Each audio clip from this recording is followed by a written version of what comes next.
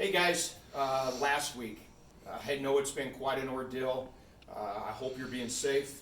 I know you haven't heard a lot from me because you've had lots to read. One of my few classes that I did assigned a book, so make sure that you read Novak. Today we're going to finish up last lecture. We're going to talk about chapters 6, 7, and 8. I'll briefly discuss those things that I think are really important for you. Yeah, and if you're laughing at my attire, this is what it's come to. It is what it is. Shorts, flip-flops. I am professional. This is my jacket. But let's talk about Novak and finish up on police departments and how they choose who's going to be employed by them. And that's what Novak tried to concentrate on the last parts of his book. The thing that I want you to understand is that we're pretty good at doing backgrounds, law enforcement is. And what we understand is, not just for law enforcement, for any business, if you decide to open your own business, it's much easier to screen people out. Don't hire them. There's lots of red flags about every one of us. We can see those red flags.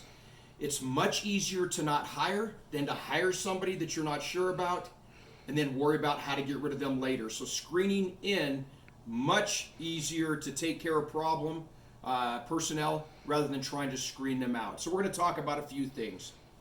Remember, during this time period when law enforcement looks at the entry-level positions, they're going to look at you again throughout your career. When you decide to reassign, you want to go to homicide, you want to go to traffic, you want to go to air unit, canine. They're going to look at you again then, and they're going to look at you again under a microscope before they promote. So a lot of things we're talking about, it's not just entry.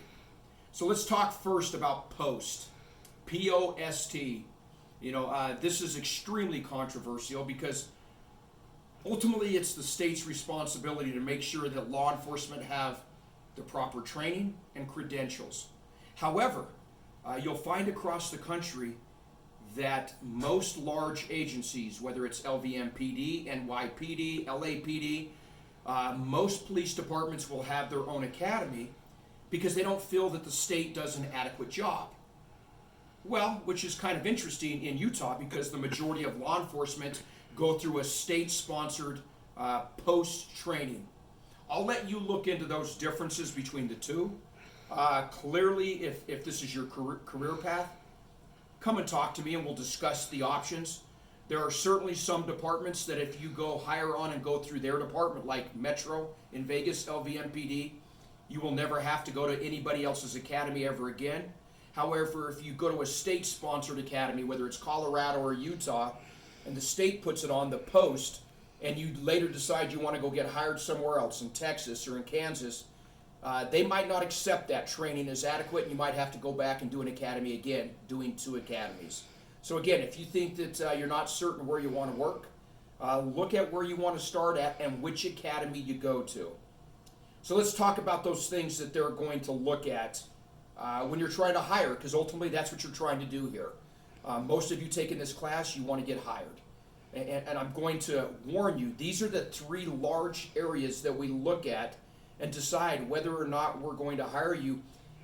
And a lot of times we're not going to come out and say right off, this is it, because we're careful. We don't want to be sued. But we're looking for red flags, things that in the past we've seen that officers that we hire based on these have given us problems. And these backgrounds, the first one, and I think this gets by a lot of people. The first one is, are you financially stable? If you come to my police department, I'm going to look at your background. I'm going to look at your financials. Yes, you have the right to say you're not looking at my financials just like the President of the United States did. But guess what? We don't have to hire you. If you're not going to disclose your financial statements, we're not hiring you. It's extremely important. If you've declared bankruptcy in Vegas, we're not going to hire you for at least a year or 2 years. So bankruptcy is extremely important. If you've done that, clear your financial up before you apply for departments. Second thing is, and I know a lot of you are going to be shocked by this, but we're going to look at your debt to income ratio. If you have a lot of credit card debt, we're not going to hire you. We have found in the past that officers that have an enormous amount of debt, it puts them in precarious situations when we put them around a lot of money, and we don't want to put them in that position, nor do we want to risk that liability. So if you have a lot of credit card debt, you're not likely to get hired and through that initial stage of most major departments. Same thing with when we look at any kind of bankruptcy. The second one, very controversial. Most departments have a physical agility test, this physical fitness test. I'm not going to spend a lot of time on it. Clearly, my personal opinion is we discount a lot of good officers that might not pass this push-up and sit-up. That would be great, fantastic police officers, because we still are 30 years in the past thinking that in order to be a good cop, you have to be very strong and fit and do push-ups. It's not the case, from my opinion, in my career, and I'd love to argue that with anybody. I'd rather have somebody that has good communication skills and the ability to do the job than worry about whether they can do 25 push-ups before wrestling somebody into custody. But again, most departments require this physical fitness test. So look at each department, and it's a pass or fail. There's nothing I can tell you about this other than if you do it, you move on. If you don't, you do not move on. And you don't get graded extra points because you do one extra push-up. There's a minimum requirement, and you must meet that standard. I can tell you that a lot of departments are looking at high blood pressure. So if you do have high blood pressure, that's me. I fell into that category. And I can tell you that you can still get hired. You just have to make sure that you get it under care of a physician. Make sure that you have your blood pressure in line, because here in Utah, I believe the standard is if you're above 140 systolic, they're probably not going to hire you until you get that under control. The next thing we're going to talk about is women and minorities. Clearly, we are underrepresented in law enforcement by women and minorities. We need to highly recruit those personnel. It only legitimizes police departments to have more women and more minority officers on the department. This is a good thing, folks. We need to make sure that we emphasize we want to be inclusive and open those doors to everyone. The more we are able to show the public that we are a representation of what our community is, the more legitimate we are and the more they're going to trust us. So I'm a strong proponent of making sure that we meet that standard of what is the population base, and do we have everybody representing our population by the police department. And then the last thing I'm going to briefly touch on, because a lot of new research is coming in, I'm a strong proponent, and if I had my choice and I was the chief, I would not hire police officers unless they were college graduates. We can show statistically that college graduates use less force, they have better communication skill, and they're culturally adroit. They understand culture, they understand people when they're there, when they're in tragedy and they're under stress. College graduates, we know that when we hire them, we're just not going to have a lot of problems that we see on the news every day by police officers doing things. So you're going to start seeing that turn just like you do in federal employment. You're not going to get hired in federal law enforcement unless you have that degree. And at some point, I think we need to do that at the state level and do the same here. So again, we'll talk about that later. You're starting to see police departments like City of Dallas, that they're going to start giving you extra points towards hiring if you have like an associate's degree.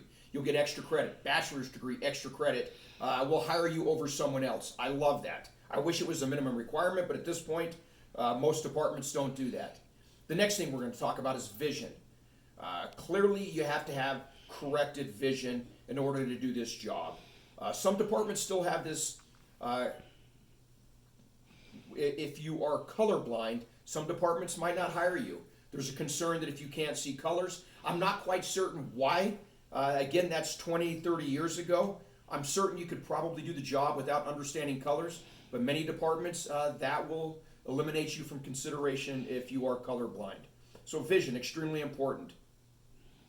Tattoos, let's talk about tattoos.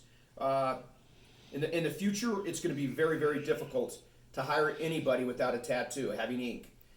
Clearly, this is something we have to go back and look at. A lot of departments, including Utah, Highway Patrol here, for instance, you cannot have any visible ink or tattoos. It's going to be extremely difficult to find good applicants that don't have ink. Clearly, if you have something on your body that is going to hurt somebody in a way that none of us really want to be doing. If you have a swastika on your arm, we're not going to allow you to have that in public. So clearly, if you're deciding to have ink right now in your career, remember, I would suggest don't have anything visible below the shirt line. If you're going to, make certain that you do something that's not going to offend people. Residency, another important thing. With residency, many departments in the past have allowed you, for instance, to live in St. George, Utah, and still work in Vegas PD. A lot of departments are saying, we're not going to allow that anymore. If you're going to work for our department in Cedar City, for instance, you're going to live in Iron County. We're not going to allow you to work in Washington County. Many departments have different standards based on that. So again, it depends on which agency you're looking at. Currently right now, let me give you a stat though on the education when we go back to that a little bit. Currently we have a lot of police officers in our nation. You realize that only 1% of those departments require a bachelor's degree. Only 9% require an associate's degree. I think we need to change that. Let's talk about how you get hired on, this personal interview. You're going to go through, majority of departments, you're going to go through this personal interview where they're going to talk to you and see, can you make a decision?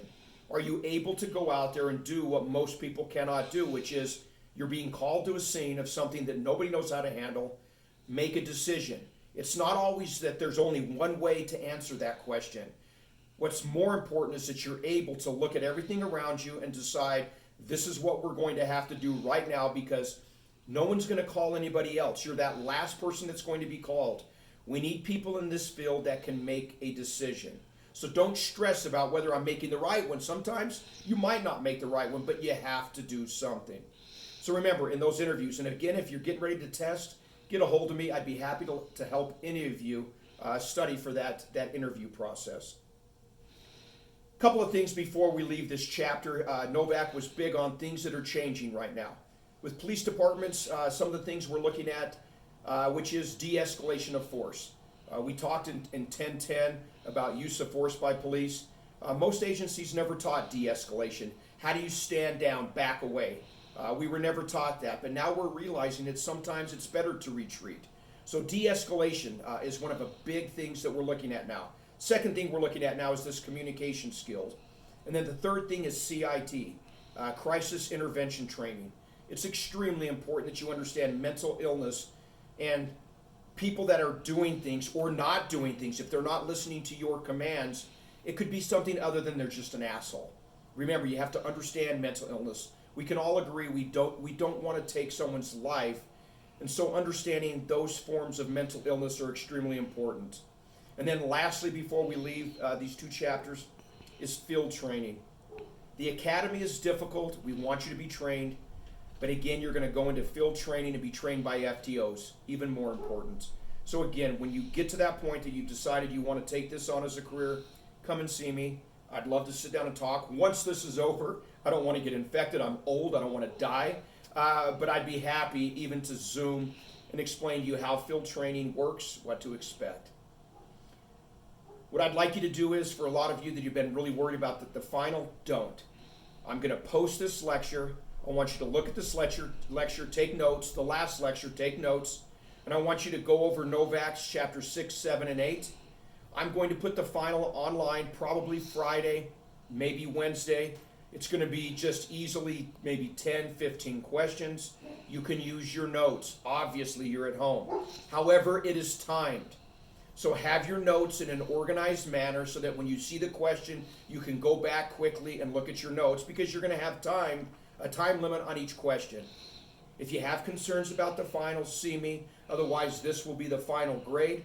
I'm going to grade you for watching this lecture. I'll give you 25 points, just like I did in the others. And then I'm going to give you points for the final, obviously. And that should sum up the class. Any concerns, get a hold of me. I'd love to sit and answer a lot of your questions, so just get a hold of me. Stay safe, and hopefully we can go back to face-to-face in the fall. See ya.